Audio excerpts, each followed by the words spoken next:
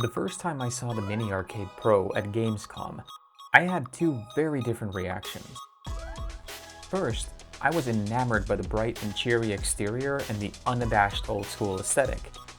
Then, I couldn't help but wonder if I'd ever use it past the honeymoon period.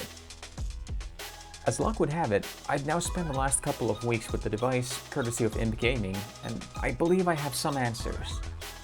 The Mini Arcade Pro isn't a controller or accessory for hardened gamers, but it just might be a nearly perfect device for parties and those who miss the spectacle of gaming at an arcade. This is a thoughtfully designed and well-built accessory that understands how to both look great, but also work as a controller. At Gamescom, I was a bit dubious about the presentation of how easily the Mini could be assembled, but even without glancing at the instructions, it only took a few minutes to get everything up and running. There are no screws or gluing involved. Everything snaps in and out of place easily, and the Switch itself nestles perfectly in a cradle held tight by magnets. At the bottom is a USB-C input for the Switch and another one for power. You can use the controller as is, but I found that without the power cable, the already less than stellar battery life of the Switch 2 didn't last long in this state.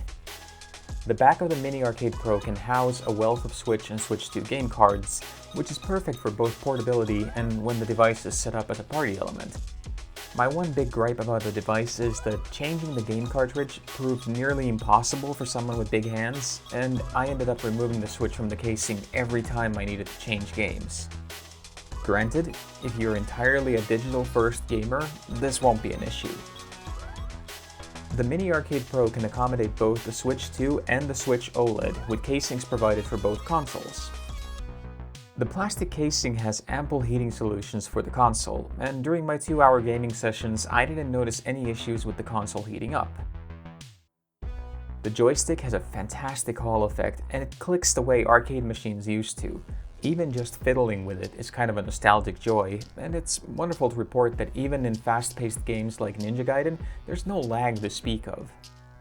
Buttons are nice and tactile with just enough looseness to make smashing them satisfactory in games like Street Fighter. This is, first and foremost, an arcade device that's meant for playing fighting and side-scrolling games. And don't get me wrong, you can play anything with the Mini Arcade Pro, but I found that some games had button inputs that just weren't present on the current control scheme. And since there's no second joystick, first-person games are kind of out the window too. Limitations aside, the Mini Arcade Pro is an easy recommendation for any Switch fan, and I think it should make a delightful Christmas present to any geeks looking to replicate a little bit of the arcade magic.